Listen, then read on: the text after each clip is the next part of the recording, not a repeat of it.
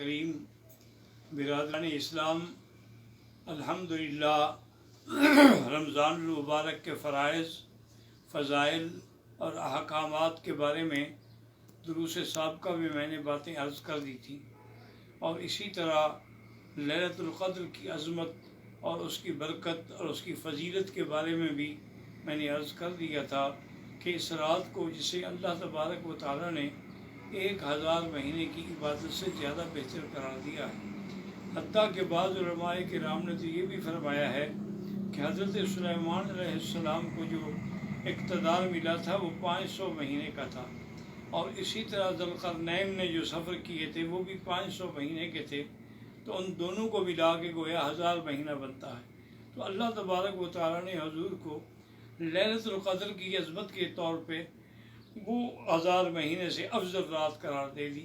اور یہ بھی حضور نے فرما دیا کہ تحروا فی العشر الاواخر، رمضان شریف کے آخری 10 دنوں میں اس کو تلاش کرنے کی کوشش کرو۔ اور اسی طرح رمضان المبارک میں ایک اہم عبادت ہے جسے تراویح کہا جاتا ہے۔ ایک تو یاد رکھیں کہ بہت سارے لوگوں میں اختلاف ہے، بعض لوگ تراویح اور تہجد کو ایک سمجھتے ہیں اور سب کو قیام اللیل کے نام سے یاد فرماتے ہیں، اور بعض علماء فرماتے ہیں کہ اصل میں بات یہ ہے کہ جو نماز سارا سال تہجد کہلاتی تھی وہ رمضان شریف میں آ کے تراویح کہلاتی ہے۔ لیکن محققین علماء جو ہیں، جیسے کہ علامہ شیخ الاسلام ابن القیم رحمہ اللہ تعالیٰ ہیں، اور اسی طرح علامہ نووی رحمہ اللہ تعالیٰ ہیں، ان سب نے یہ تحقیق کی ہے، اور بہت سارے علماء اہل حدیث جن میں حضرت مولانا نذیر حسین دہلوی رحمۃ اللہ علیہ اور دیگر علماء کرام ہیں، انہوں نے فرمایا ہے کہ نہیں، تراویح ایک الگ عبادت ہے اور تہجد ایک الگ عبادت ہے۔ تہجد جو ہے وہ پورے سال میں ہوتی ہے، اور تہجد کے لیے تو افضل یہی ہوتا ہے کہ وہ رات کے آخری حصے میں پڑھی جائے، اور تہجد میں افضل یہ ہوتا ہے کہ 4 رکعت کر کے پڑھی جائے، جیسے کہ ایک حدیث مبارک میں بی بی عائشہ فرماتی ہیں کان یصلی اربعا فلا تسأل عن حسنہن وطولہن، او کما قالت عائشہ رضی اللہ تعالی عنہ،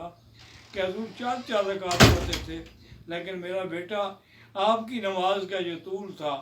طول قرات تھا، اور اس میں جو حسن تھا، اس میں جو حلاوت تھی، اس میں جو ایمانی جذبات تھے، اس کا آپ کیا تصور کر سکتے ہیں؟ کون ہے جو حضور صلی اللہ علیہ وسلم جیسی نماز پڑھ سکے؟ تو اس لیے تہجد ایک الگ چیز ہے۔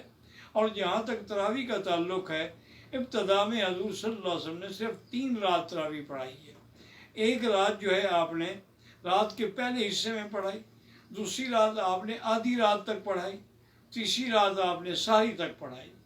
تو آپ نے 3 راتیں نماز پڑھائی، اس کے بعد آپ نے نماز چھوڑ دی۔ صحابہ انتظار کرتے رہے، لیکن حضور تشریف نہیں لے آئے۔ صبح کو فرمایا کہ میں جان کر نہیں آیا تھا کہ اللہ کو اگر یہ میری ادا پسند آ گئی تو کہیں میری امت پر یہ نماز فرض نہ ہو جائے، اگر فرض ہو جائے تو پھر ادا کرنا آپ لوگوں کے لیے مشکل ہوگا۔ تو پھر یہ تھا کہ ہر آدمی متفرق طور پہ تراویح پڑھتا تھا، لیکن اللہ تبارک و تعالیٰ نے یہ عظمت جو ہے سیدنا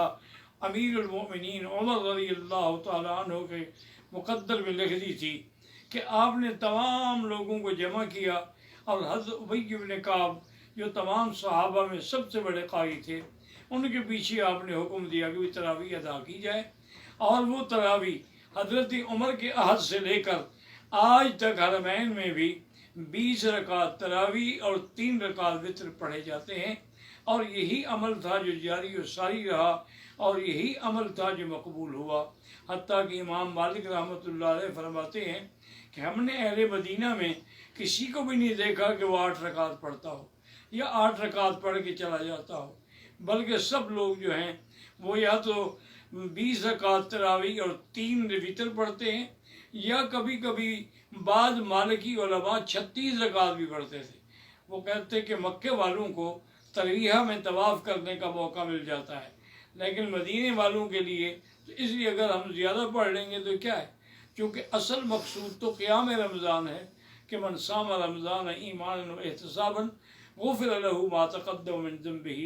ومن قام رمضان ایمانا و احتسابا غفر لہ ما تقدم من ذنبی۔ اور اسی طرح میرے ایک بزرگ ہیں،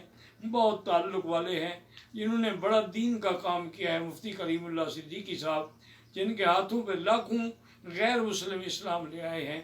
ان کی بیٹی رمیزہ فوت ہو گئی ہیں، ان سب کے لیے دعا کریں کہ اللہ اس کی مغفرت فرمائے۔ اسی طرح میرے استاد تھے، بلکہ استاد الکل تھے، شیخ الحدیث بھی تھے، شیخ الادب بھی تھے، شیخ المعقول والمنقول بھی تھے، حضرت مولانا منظور احمد صاحب نعمانی طاہر والی۔ ان کا بیٹے عبد الرشید نعمانی جو ہے وہ بھی کل فوت ہو گئے، اللہ ان کی بھی مغفرت فرمائے اور ان کے درجات بلند فرمائے۔